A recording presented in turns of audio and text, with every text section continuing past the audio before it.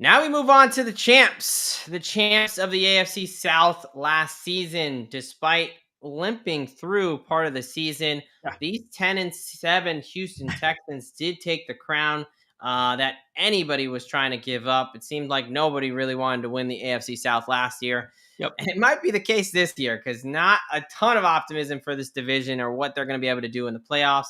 Although the Texans did make out of the first round and ultimately lost to the Chiefs there. Yep. Let's talk about this Texans team. Decent amount of losses and additions for, the top team. You wouldn't think they'd have so much changeover, but here we are. We're going to go through these free agency losses and additions. Derek's going to talk about takeaways. We're going to talk injury analysis, talk about big names there and fantasy football takeaways, and ultimately the best bets for this team. Without further ado, I'll rattle off the losses and additions here. Stephon Diggs going over the Patriots, coming off ACL tear. Robert Woods now in Pittsburgh. The offensive line is the major shakeup here. You got Laramie Tunsil going to the Commandos. Kendrick Green and Kenyon Green are no longer on the team, and neither is Shaq Mason.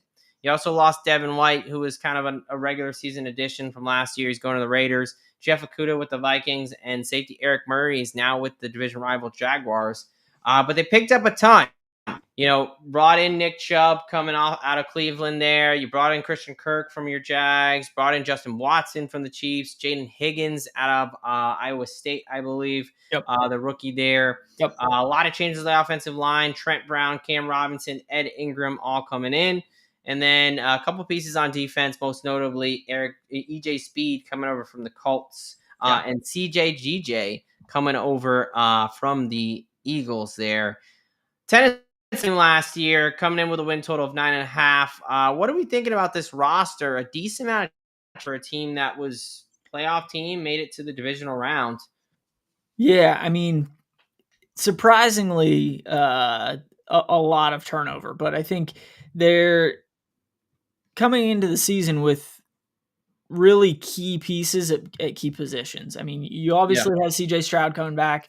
You make I don't know if I would necessarily say great at wide receiver with Christian Kirk, but you bring in another pretty good wide receiver option. You lose Stephon Diggs, you'll lose Tank Dell late in the season.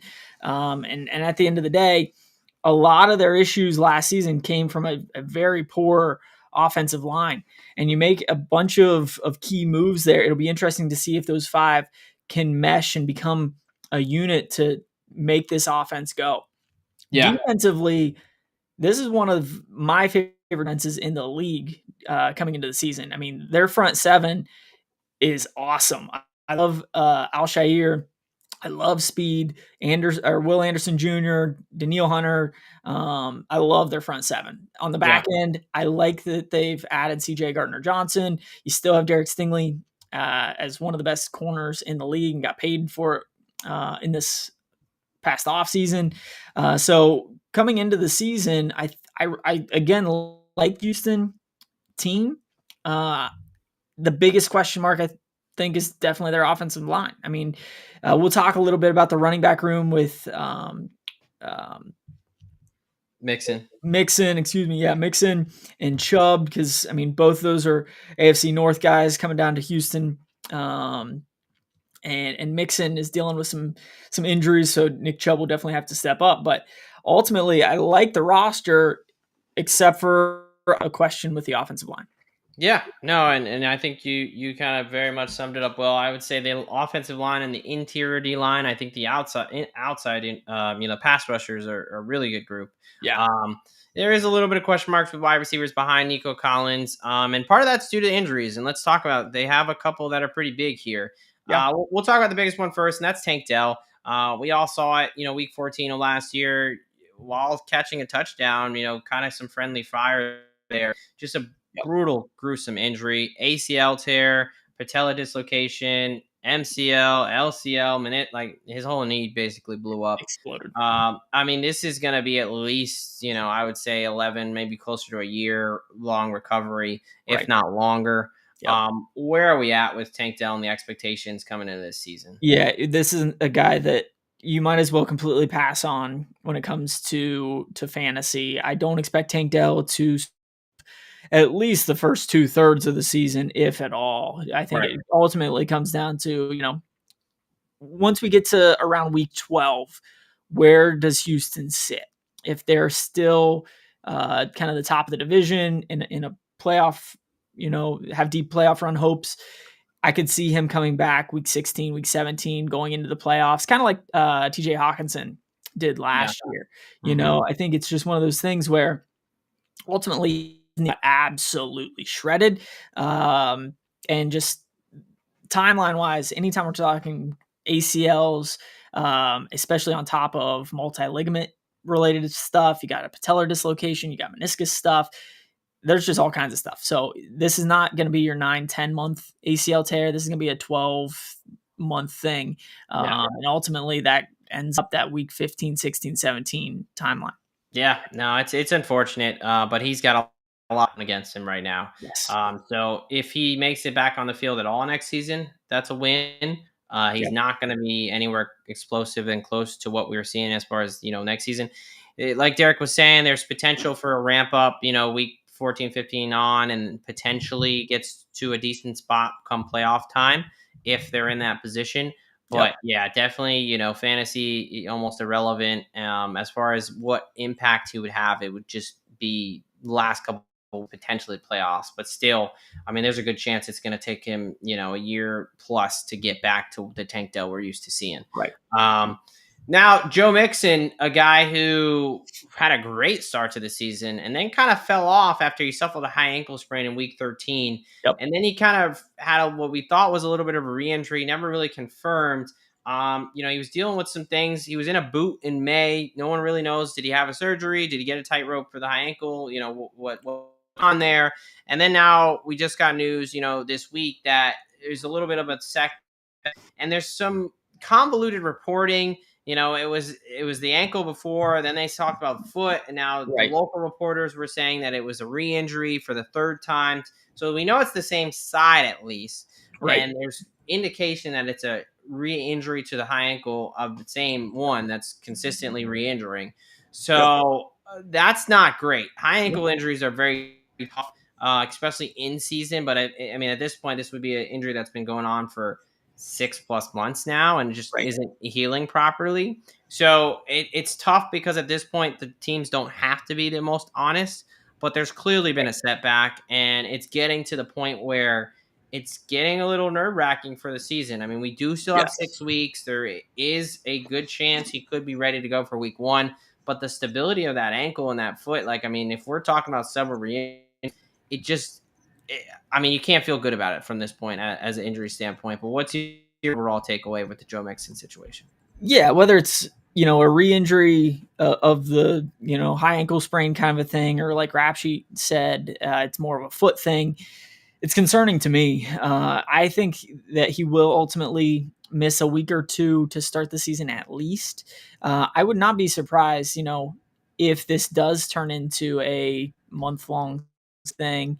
Yeah. Just based on the reporting, it's just concerning where we're coming off the off season where we should have plenty of time to heal, and all of a sudden we have a re-injury. How'd that happen? Maybe a foot thing. This could be a Christian McCaffrey type situation, and going into week 1, hey, Joe Mixon had off-season surgery 2 weeks Right. ago, Right. and he's going to be missing the first month of the season or Right. whatever. Yeah. I don't necessarily think it'll be McCaffrey like to the point where he's going to miss the first 10 weeks, but at the same time, I could see missing a decent amount of time. Yeah. No, I agree. I think that it's just, for lack of a better terms, not good vibes right now Right. going on. Which the Nick Chubb signing is big time now, with news from or about Mixon. Chubb be able to return to the Nick Chubb of old, rather than what we saw last year, which is basically shades of Nick Chubb. All right, let's move on to the betting space here. A 10-7 team last year. 9.5 is the win total. Again, a little bit of plus money to the over, a little bit of juice to the under there. Make playoffs around -140, -130. Miss playoffs about +110 to +120. To win the AFC plus 110 to win the AFC, anywhere from 12 to 16 to 1, and to win the Super Bowl, 26 to 35 to 1. DraftKings putting some more hate on their side. So I'll let you start off, my friend. Anything on the win total or futures for this team? Yeah, I'm still taking the over 9.5 wins with the Houston Texans.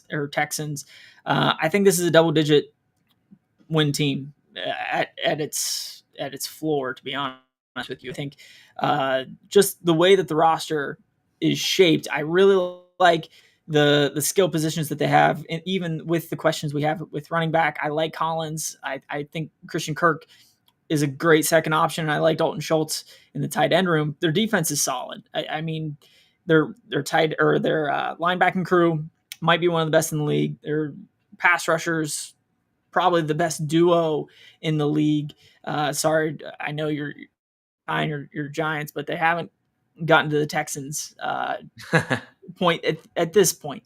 But yeah, I think they're ultimately going to be another 10, 11, maybe potentially 12 win team. And I have them going over 9.5 at plus 100. I also have them winning the division once again at plus 110. And then just the kind of one of those strange bets that I found. I do have them making the playoffs as the division winner. But on DraftKings, you can say that Houston makes the playoff. And for whatever reason, they have them matched up with Carolina to miss the playoffs at plus 130. So I'm not real high on the Panthers. I'm pretty high on the Texans. So I went ahead and took that one as well. I mean, I don't hate that because I definitely don't think the Panthers make the playoffs. So right, this is going to be one of the few that we've done that I'm going to disagree with you and be on the other. Give me the under 9.5 plus 110 over at DraftKings there.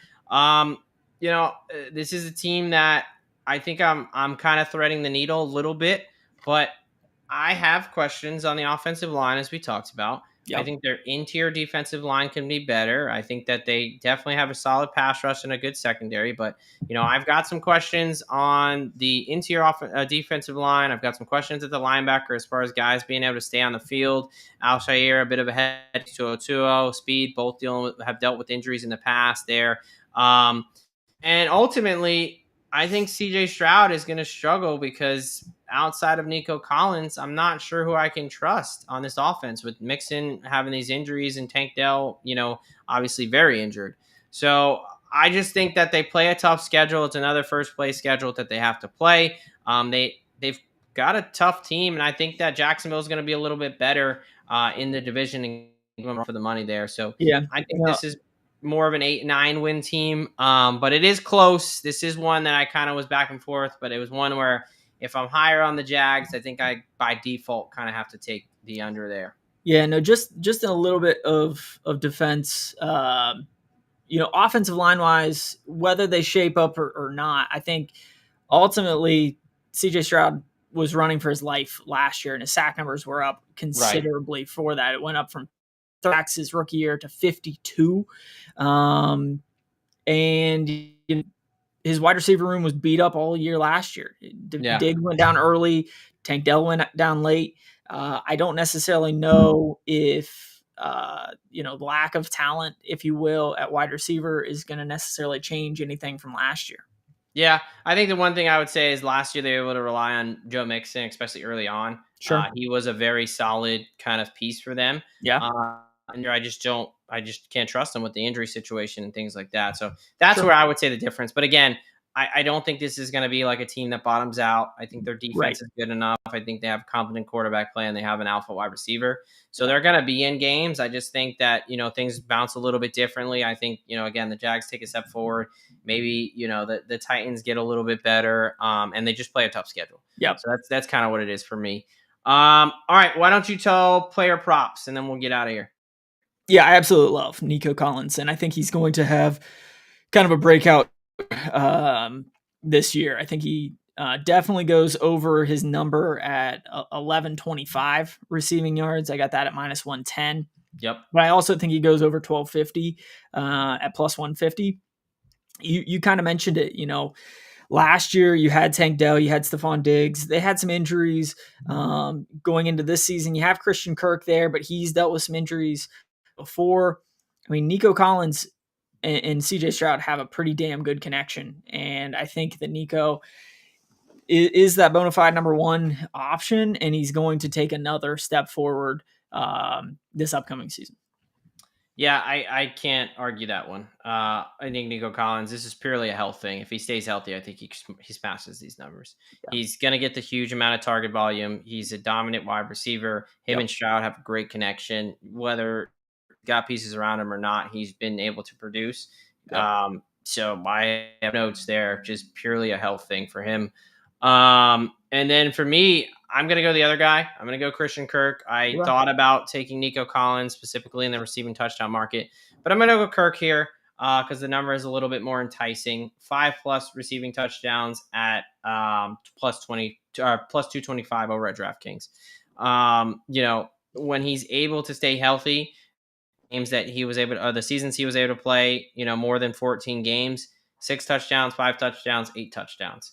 Obviously dealing with some health stuff in Jacksonville with their quarterback issues last season. Right. He obviously gets a better quarterback in CJ Stroud coming over here. And I do think, I think this team's going to have to rely on the passing game, whether it's because they're playing from behind a little bit or whether it's just because they can't rely on the running game.